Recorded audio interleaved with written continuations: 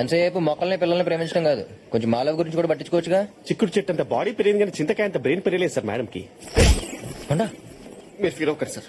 Madam matter ఏంటంటే ఈ మొక్కలు తుప్పలు నమ్ముకుంటే మీకు ఏమొస్తుంది మేడం? మహా అయితే పూలు కాయలు. అదే ఈ ఫారెన్ మొక్కలు నమ్ముకున్నారు అనుకోండి, తెల్ల తెల్ల పిల్లకాయలు. మీరు ఆగిల్ మీద కాన్సన్ట్రేట్ చేయొచ్చుగా. ఏయ్, నేను ఒక్కసారి కాన్సన్ట్రేట్ చేస్తేనే నీ ఫ్యాక్టరీ మూతపడింది.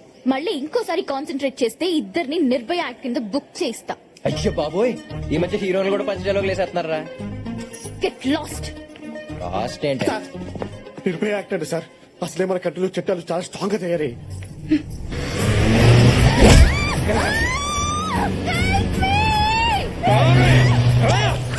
ఆకలితో ఉన్నప్పటికి జింక పిల్ల దొరికినట్టు బలే దొరికేవే.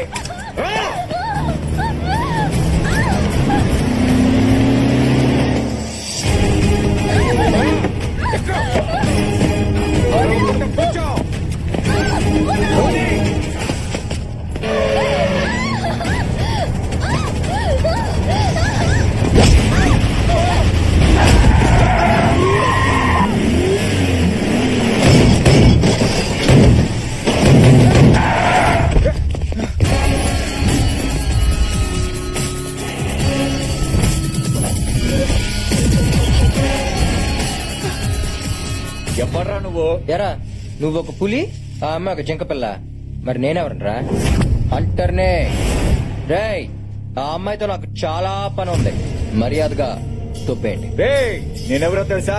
నా బ్యాక్గ్రౌండ్ ఏంటో తెలుసా? తన్నులు తినే ముందు ప్రతివాడు చెప్పే ఫస్ట్ డైలాగ్ ఇదేరా. అయినా ఫోర్ గ్రౌండ్ లో నన్ను వదిలేసి బ్యాక్గ్రౌండ్ గురించి మాట్లాడతామేంట్రా పిచ్చనా కొడక? అంత పొట్టిగాడివా? నిన్ను వేసేసిన తర్వాతే దాన్ని తీసుకెళ్తా. వేసేయండ్రా. ఏంట్రా ఏసేది?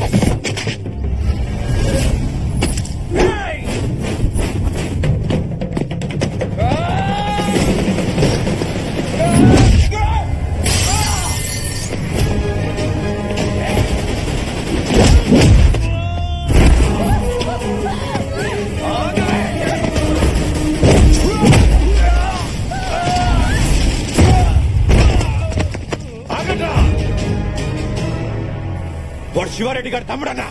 ఏసేద్దాం. తెలుసు. మరి వాడెవడు? అమ్మాయి ఫ్రెండ్ ఏమో. ఫ్రెండ్ అంటే వద్దు వదిలే అని బతిమాలతాడు. వీలకపోతే పోలీసులకి ఫోన్ కొడతాడు. కానీ కసితో కొడుతున్న వీడిని చూస్తుంటే ఖచ్చితంగా దివ్యాన్ని ప్రేమించిన వాడే ఉంటాడు.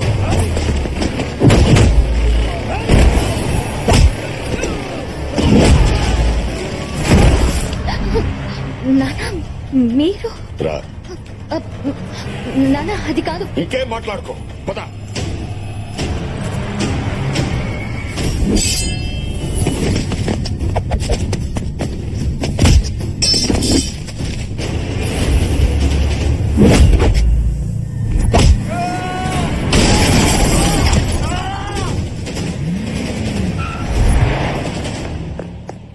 సార్ ఫ్యాక్టరీ కోసం వచ్చి ఫ్యాక్షన్ కూడా లేండి సార్. పైగా అమ్మాయి వెనకాల పెద్ద బ్యాక్గ్రౌండ్ ఉన్నట్టుంది. నేను ఇండియా వచ్చింది ఫ్యాక్టరీ కోసం కాదు, దివ్య కోసం. దివ్య చేత మన ఫ్యాక్టరీ మీద కేసు పెట్టించింది నేనే. వాళ్ళ నాన్నకు ఫోన్ చేసి ఇక్కడికి రప్పించింది నేనే.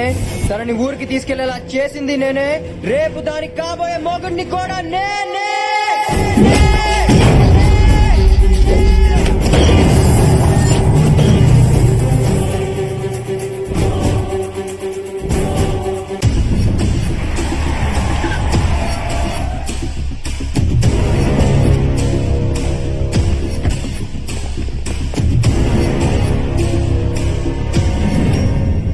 దివ్య రామ్మా.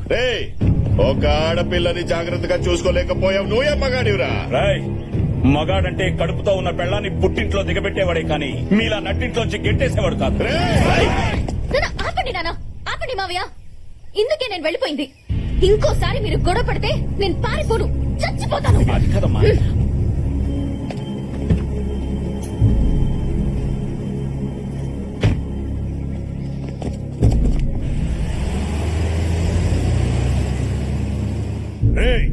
వాడిని లేపేద్దాం అనుకుంటే మధ్యలో వాడేవడరా?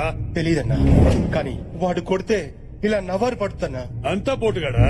వాడితో పెట్టుకుంటే నువ్వు కూడా రైస్ ని జ్యూస్ లాగా తాగాల్సి వస్తుంది. రేయ్, అసలు వాడెవడో, ఎక్కడి నుంచి వచ్చాడు, ఎక్కడ ఉంటాడు తెలుసుకోండి. అంటే మీరు ఫారెన్ నుంచి వచ్చింది ఫ్యాక్టరీ కోసం కాదా? ఆ అమ్మాయి కోసమా? అసలు ఏం జరిగింది సార్? అది నీకు తెలియాలంటే ముందు మా అమ్మ గురించి నీకు తెలియాలి. మా అందరితో సరదాగా నవ్వుతూ ఉన్నా తన మనసు మాత్రం ఇంకెక్కడ ఉందని నా ఎంగేజ్మెంట్ రోజు తెలిసింది. ఏమా ఫీల్ అయ్యావా? మీరు గేమ్ ఆడితే నేను డబుల్ గేమ్ ఆడాను. ఎలా ఉంది? నీ మీద ఎన్ని ఆశలు పెట్టుకున్నాను రా. నేను చేసిన తప్పు నీ ద్వారా సరిచేద్దాం అనుకున్నాను. నాకు అవకాశం లేకుండా చేశావు. ఏంటమ్మా ఏంటి నువ్వు మాట్లాడేది? ఇన్నాళ్ళు మనకెవరు లేరని అబద్ధం చెప్పానురా. మన వల్ల చాలా కోల్పోయిన వాళ్ళు, మన వల్ల బాధపడిన వాళ్ళు, మన మీద ఇంకా కోపంగా ఉన్న వాళ్ళు ఉన్నారు. నాకు 4 అన్నయ్యలు. వాళ్ళకి నేనంటే ప్రాణం. నాకు వాళ్ళంటే ప్రాణం కన్నా ఎక్కువ. అదే ఊర్లో మా పెద్దన్నయ్యకు ఉన్న ఒకే ఒక బెస్ట్ ఫ్రెండ్ సాయిరెడ్డి గారు. సాయిరెడ్డి గారికి 4 చెల్లెళ్ళు. తమ స్నేహాన్ని బంధుత్వంగా మార్చుకోవడానికి తన చెల్లెలని మా అన్నయ్యలు చేసుకోవాలని నన్ను సాయిరెడ్డి గారికి ఇచ్చి చేయాలని నిర్ణయించుకున్నారు. నా చదువు పూర్తయిన తర్వాత మా ఇద్దరికి పెళ్లి చేయాలనుకున్నారు. ఈలోపు వాళ్ళ పెళ్లిళ్ళు జరిగిపోయాయి. అప్పటికే నేను మీ నాన్నని ప్రేమించాను. ఈ విషయం మా అన్నయ్యలకి చెప్పే ధైర్యం లేక సాయిరెడ్డి గారికి చెప్పాను. ఏంట్రా నువ్వు మాట్లాడేది? ఈ పెళ్లి చేసుకోవడం నాకు ఇష్టం లేదు. ఇక్కడ దాకా తీసుకొచ్చి ఇప్పుడు కాదంటావేంటి? నువ్వు ఆ రోజు మాటిచ్చావనే కదా నీ చెల్లెలని మేం చేసుకుంది.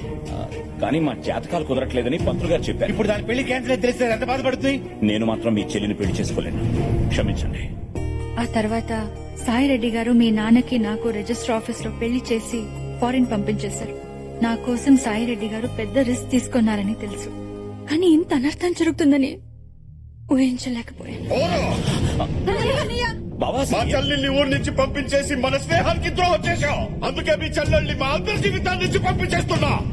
ముగ్గుళ్ళుండి కూడా నీ చెల్లెలు ముండం మోపల్లాగా నీ కళ్ళెదురుగా తిరుగుతుంటే నువ్వు జీవితంతో కుళ్ళి కుళ్ళి ఏడవాలి.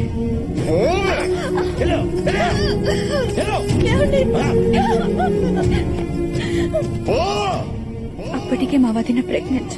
పుట్టింట్లోనే ప్రసవించి అక్కడే ఉండిపోయింది. తనకి కూతురు పుట్టిందని తెలిసి తన కూతుర్ని తను తెచ్చుకోవాలని మా అన్నయ్య కోర్టుకు వెళ్ళాడు. అమ్మాయి మేజర్ అయ్యేంత వరకు తల్లి సంరక్షణలోనే ఉండాలని, ఆ తర్వాత పెళ్లి చేసే బాధ్యత తండ్రికి అప్పగిస్తూ రుటు తీర్పు చెప్పింది. నువ్వెప్పుడైతే పెళ్లి గురించి మాట్లాడావో మా అన్నయ్య కూతుర్ని నీకిచ్చి పెళ్లి చేస్తే కనీసం ఆ పెళ్లితోనైనా అందరూ కలుస్తారని సాయిరెడ్డి గారికి ఫోన్ చేశాను. చూడమ్మా, నీ వల్లే వాళ్ళ కాపురాలు కూలిపోయాయని అందరూ బాధలో ఉన్నారు. పైగా నువ్వు కోడల్ని చేసుకోవాలనుకుంటున్న దివ్య కూడా నీ మీద కోపం పెంచుకుంది. ఇంకిలాంటి ప్రయత్నాలు మనం చెయ్యొద్దు.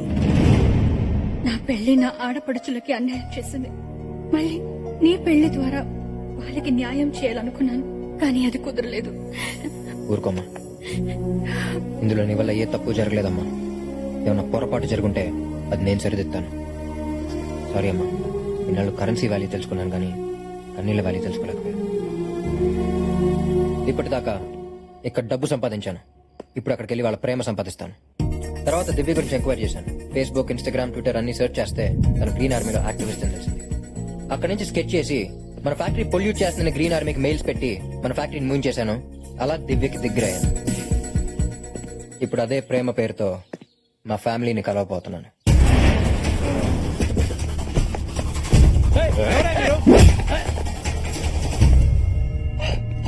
ఏయ్, ఎవరు మీరంతా? మా అన్న భూపతి, రఘుపతి, చలపతి, ఉమాపతి. మీ తిరుపత? కాదు, బొబ్బిలి. నా కూతుర్ని ప్రేమించడానికి ఎంత ధైర్యం నీకు? ప్రేమించడానికి కావాల్సినదే కదా. కాదంటే కన్విన్స్ చేస్తాను. చంపేస్తానంటే? రెడీ అంటాను. తనని ఎవరైనా చంపేస్తానంటే? నేను చంపేస్తాను. ఒప్పుకుంటే మీ కళ్ళుండి అవుతాను. అలడా, మీరు ఇప్పుడు ఒప్పుకున్నట్ట? నిన్ను చూసిన రోజే ఫిక్స్ అయ్యాను. మీ ఇంట్లో వాళ్ళకి కబర్ పెట్టు. కానీ మీ కూతురికి నేనంటే రాంగ్ ఇంప్రెషన్ ఉంది మామయ్య. ఒక్క 4 days తనతో కలిసి ఉండే ఛాన్స్ ఇవ్వండి, కన్విన్స్ చేసేస్తాను. హలో నాన్న. అమ్మా, నీకు మంచి సంబంధం చూశాను. ఆ అబ్బాయి నీ కోసం ప్రాణం ఇస్తాడు.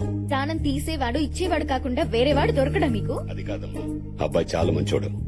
4 రోజులు ఆ ఇంట్లో నీతో ఉంటే నీకే అర్థం అవుతుంది. కరెక్ట్ గానే చెప్పు. సరే నాన్న. ఓకే. ఫోన్ లో ఎవరమ్మా? నాన్న ఏదో పెళ్లి సంబంధం చూసారట, రేపు అతను వస్తున్నాడు. ఏమీ అక్కర్లేదు, నేనే నీకు మంచి సంబంధం చూస్తాను. మావయ్య, ఒకసారి నాన్నకి ఇష్టం లేని పెళ్లి జరగడం వల్లే ఇన్ని గొడవలు జరుగుతున్నాయి. మళ్ళీ ఆ తప్పు నేను చేయను. అది చిన్నపిల్లరా, మంచి చెడు తెలీదు. ఎప్పట్లాగే వచ్చేవాడిని ఊరి పులిమేరలోంచి తరిమేయండి. ఎదురు తిరిగితే పాతేయండి.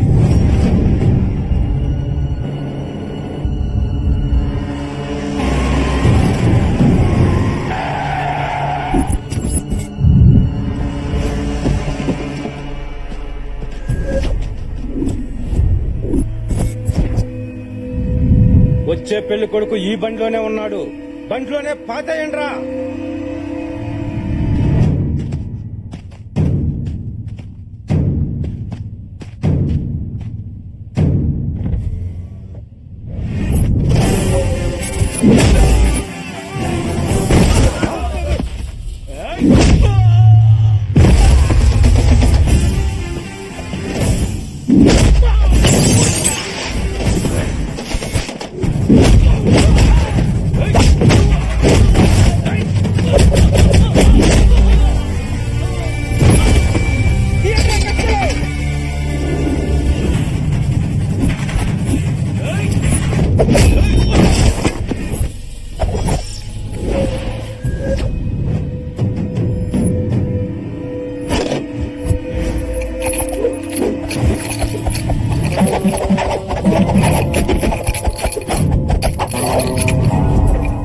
బొట్లోంచి 2 కర్ర ముక్కలు తీసి ఇట్టా ఇట్టా ఇట్టా సంకలో తెగ తిప్పుకుంటున్నాం.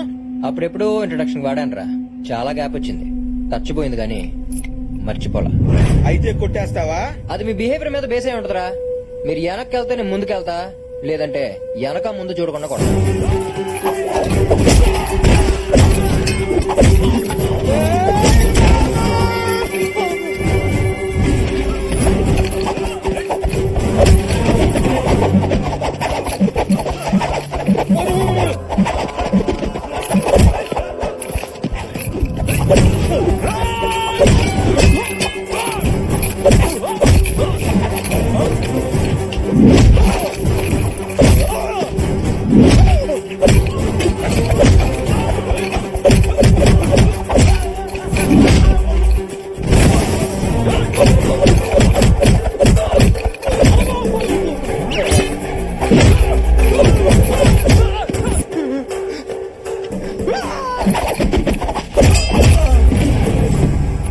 రేయ్, అందరూ చొక్కాలు ఇప్పేసి కూర్చోండ్రా.